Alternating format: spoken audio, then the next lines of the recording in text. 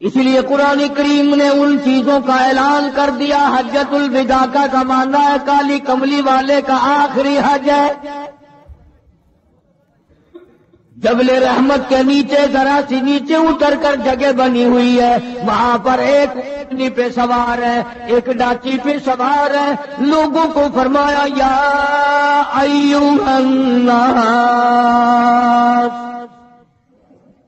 او لوگوں، او انسانوں، او آدمیوں، اللہ اور اس کے رسول کو ماننے والوں، الصلاۃ الصلاۃ، نماز کی پابندی کرنا، بیماری میں بھی پڑھنا، سفر میں بھی نماز پڑھنا، شادی میں بھی نماز ادا کرنا، غمی میں بھی نماز ادا کرنا، سردی میں نماز ادا کرنا، گرمی میں نماز پڑھنا. آخری حج ہے. حضور کریم صلی اللہ تعالی علیہ وسلم کا تقریباً آخری وقت ہے. فرمایا لوگوں، قرۃ عینی فی الصلاۃ، نماز میری آنکھوں کی ٹھنڈک ہے. جو نماز نہیں پڑھتا میں اس کے لیے قیامت میں شفاعت کرنا میری کوئی ذمہ داری نہیں.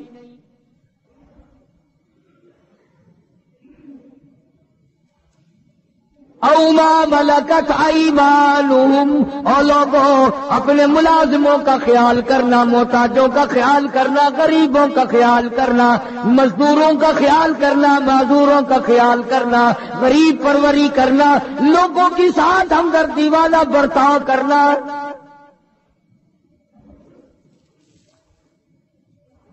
جو کچھ میں تمہیں بتلا رہا ہوں فرمایا یاد کرو، میری بات کو سمجھو. حضور کریم صلی اللہ علیہ وسلم نے فرمایا لاکھوں کا مجمع ہے، فرمایا جو میں تمہیں بات کہہ رہا ہوں تمہارے ذمے ہے. جو اس وقت میدان عرفات میں نہیں پہنچ سکے ان تک پہنچا دینا.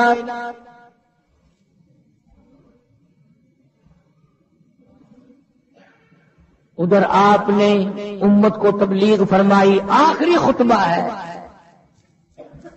حضور کریم صلی اللہ علیہ وسلم کا، آخری خطبہ، آخری وعظ ہے، آخری نصیحتیں.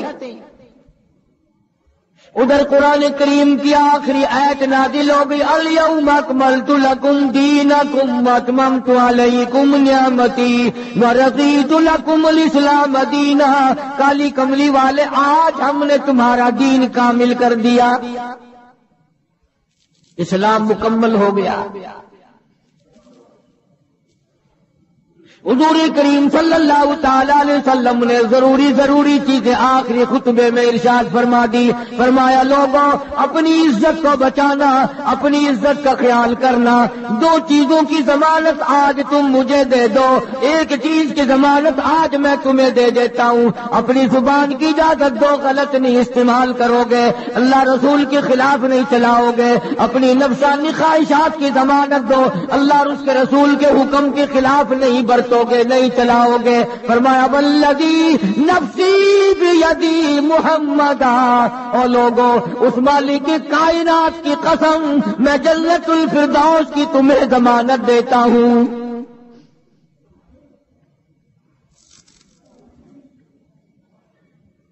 حجۃ الوداع میں خطبہ ارشاد فرما دیا. اس کے بعد مینا مزدلفہ تشریف لے آئے، مکہ مکرمہ میں تشریف لے آئے. واپسی مدینے پاک میں ہو رہی ہے، راستے ہی میں طبیعت بگڑ گئی. وہاں میدان عرفات میں آخری خطبے میں فرمایا او لوگوں شاید میری تمہاری آخری ملاقات ہو، او لوگوں شاید آج کے بعد تم میری آواز نہ سن سکو، میری زیارت نہ کر سکو، میری بات کو پلے باندھ کے لے جاؤ.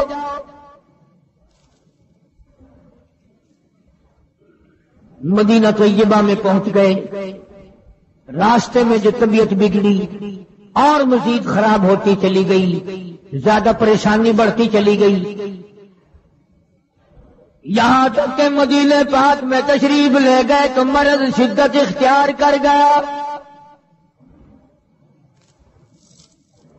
جناب ابو ہریرہ رضی اللہ تعالیٰ عنہ نے دیکھ کر عرض کر دیا میرے آقا بڑی کمزوری آ گئی، بڑی ضعیفی آ گئی، بڑی ناتوانی سی آ گئی، بڑی آپ کمزور ہو گئے، بہت زیادہ ضعیفی چہرے سے ظاہر ہونے لگی۔ فرمایا ابو ہریرہ موت قریب ہے، موت قریب ہے، زندگی دور ہوتی چلی جا رہی ہے، اور تجھے کیا بتلاؤں، جب قرآن کریم کی ان صورتوں کی تلاوت کرتا ہوں جن میں قیامت کا ذکر ہے، میرا سانس رک جاتا ہے، میرا سانس بگڑ جاتا ہے۔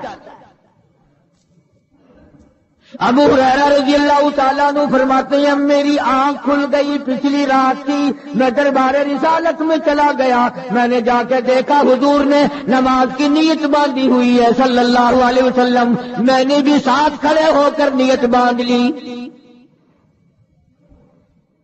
سورہ بقرہ 2.5 سپارے کی پوری سورت ہے۔ ابو ہریرہ کہتے ہیں پہلا سپارہ ختم ہو گیا، دوسرا سپارہ ختم ہو گیا، میں نے اندازہ لگایا کہ چلو سورت ختم کر کے تو رکوع فرمائیں گے، آل عمران شروع فرما دی، وہ 1.25 پارے کی ایک سورت ہے۔ پھر میں نے اندازہ لگایا کہ چلو اس سورت کے ختم ہونے پہ تو رکوع فرمائیں گے، سورت نساء شروع فرما دی، 5.25 پارے پڑھنے کے بعد جب رکوع فرمایا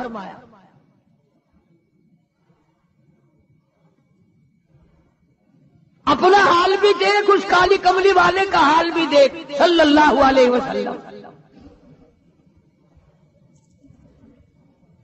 ابو ہریرہ کہتے ہیں جب قرآن مجید کی تلاوت ہو رہی تھی میں پاس کھڑا ہوا تھا نماز میں، حضور کے سینے سے آپ کی چھاتی سے مجھے یوں سانس پھولنے کی آواز آئی جیسے ہنڈی پکتی ہوئی کھولتی ہے، سانس پھول گیا۔ قرآن کریم کی تلاوت کرتے کرتے طبیعت متاثر ہو رہی ہے۔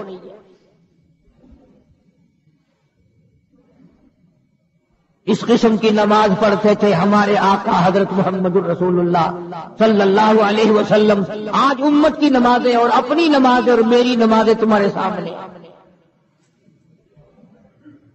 امام الانبیاء محبوب کبریا حضرت محمد مصطفیٰ صلی اللہ تعالی علیہ وسلم کا مرض اتنا شدت اختیار کر گیا، بے ہوشی شروع ہو گئی،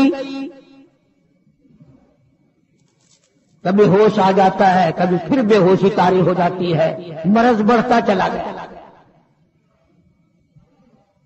ایک روز نماز کا وقت آیا، جناب مدنی کریم صلی اللہ تعالی علیہ وسلم کے دیوانے، حضور کے پروانے، حضور کی شہدائی، حضور کے اوپر جان مال قربان کرنے والے، اولاد قربان کرنے والے، ساری زندگی قربان کرنے والے صحابہ کرام مسجد میں حیران ہے، آج نماز کیسے پڑھیں گے، سرکار موجود نہیں۔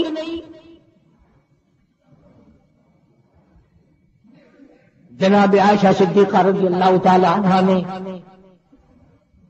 جناب فاطمہ الزہرا رضی اللہ تعالی عنہا، دونوں پریشان ہیں کہ مرض بڑھ گیا ہے، تکلیف زیادہ ہے۔ ہوش آئی آپ کو، فرمایا اصل الناس، کیا لوگوں نے نماز پڑھی؟ فرمایا قالوا لا بل ينتظرون، نہیں پڑھی بلکہ آپ کا انتظار ہو رہا ہے۔ سارے دیوانے، سارے پروانے، سارے شہدائی، سارے جانثار، سارے غمگسار، ساری زندگی قربان کرنے والے دیواروں کے ساتھ لگے ہوئے کھڑے رو رہے ہیں، کالی کملی والے آج اگر تیرا دیدار نہ ہوا تو ہم مر جائیں گے۔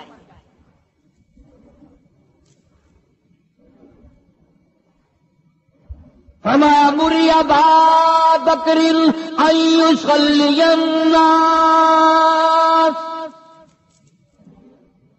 عائشہ رضی اللہ تعالی عنہ، ابو بکر کو میری طرف سے حکم دو میرے مصلی پہ کھڑا ہو کر نماز پڑھائے، میرے مصلی پہ کھڑے ہو کر نماز پڑھائے۔ حضرت عائشہ رضی اللہ تعالی عنہ نے عرض کر دیا میرے آقا میرا ابا تو کئی دن سے روتا پھرتا ہے، کئی دن سے رو رہا ہے۔